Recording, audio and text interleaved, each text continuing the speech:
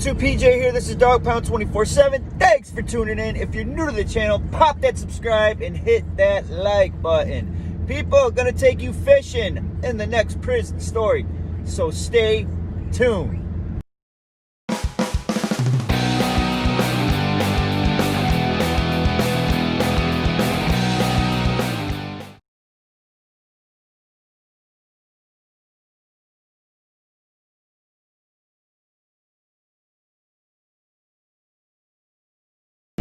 Hey YouTube, thanks for staying tuned in to good old Dog Pound 24/7. Your boy PJ here.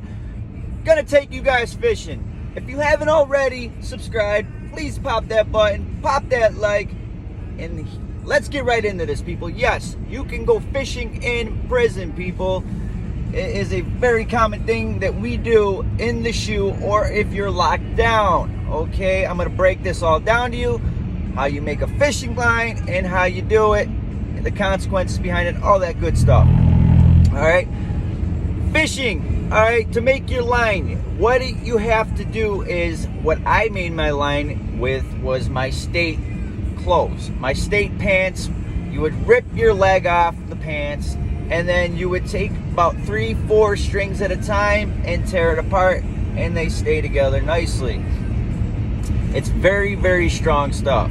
All right, so each strand is about roughly 24 to 30 inches, and what you do is you keep tearing them apart, and then you tie them all together, obviously.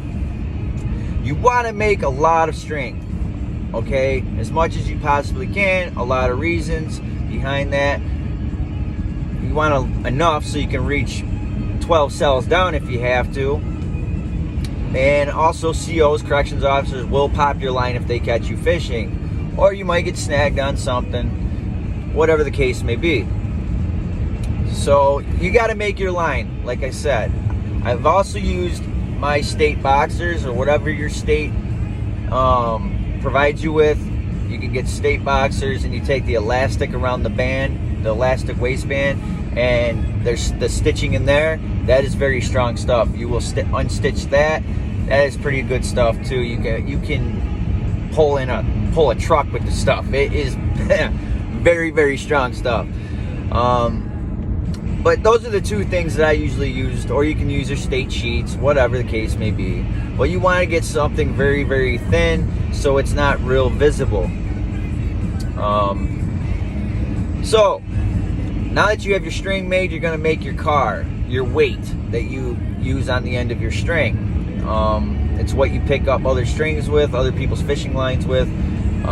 What I used to do is I would take a toothpaste container, empty it all out, clean it all out. Then I would take soap, usually the state soap, Corecraft state soap. You take that, you shave it down, put some water in it, mix it up so it's like a paste. Then you're going to stick that in the toothpaste container, flatten it all out. So you know you have a nice where it's enough where you can fit under a cell door. It's pretty heavy, good nice little weight to it. What I used to do is some shoes, you're not allowed to have magazines, but the shoe that I was in, fortunately, I was allowed to have magazines. So what I would do is I would take the staples out of the magazines and attach it to the car. So, and use them kind of as a hook to the weight.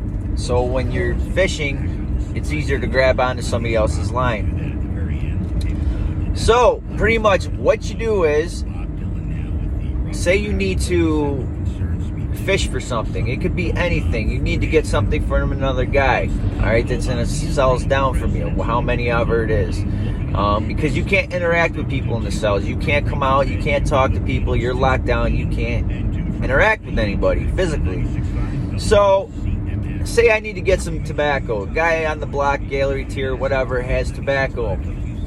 He's the man holding. So what I'll do is I'll tell such and such, 48 cells, shoot out. Got a kite for you.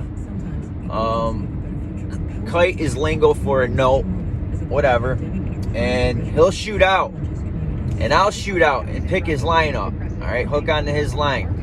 You want to shoot over his line, pick him up, and if he's way too many cells down, you can't reach him, you can holler for somebody else to pick your car up, your weight, whatever you want to call it, and that cell will shoot you down further. All right. So anyway, you get him hooked up, you pull him in, you attach your kite to the line, asking him, this is what I want. You hold whatever the case is. It could be magazines, it could be anything you want to fish for.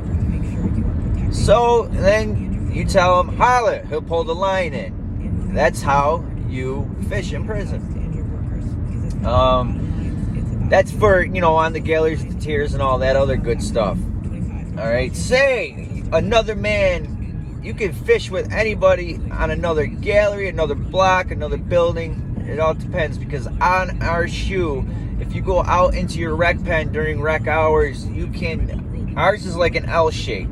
So say a guy was going down on a visit and you heard he was holding, he's got something that you want, you can connect with him. These outside, you don't want to use a car outside of a rec pen. Say you're trying to pick up somebody that's, in another building from you.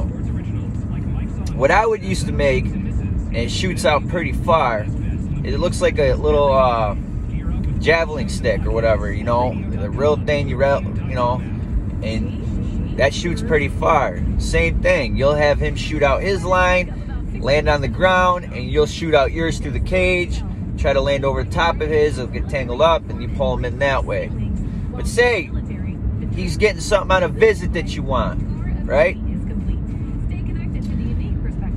So you got to stay hooked up with him after rec hours, so you want to stay hooked up with him. That's the way to do it. You make your line as high as you possibly can, so the COs don't go outside and try to pop your lines. And like I said, you want to make it thin and where it's barely visible. All right, so they don't pop your lines. So the rec ceiling in the rec pen, the ceilings, they're pretty tall. They're about 15 feet. So you climb your cage, go all the way up to the top of the cage, and that's where you want to put your line. So it's up as high as possible outside, so they can't really see it. Vice versa. That's how you're going to stay connected to somebody in another building. So that way you can get whatever you're after rec hours. And pretty much what we used to do, so we know, because you can't, communicate with anybody unless, you yell for them or whatever out your rec pen window. Because after hours, you're locked in, you can't go out there. So you're going to attach that through your window of your cell.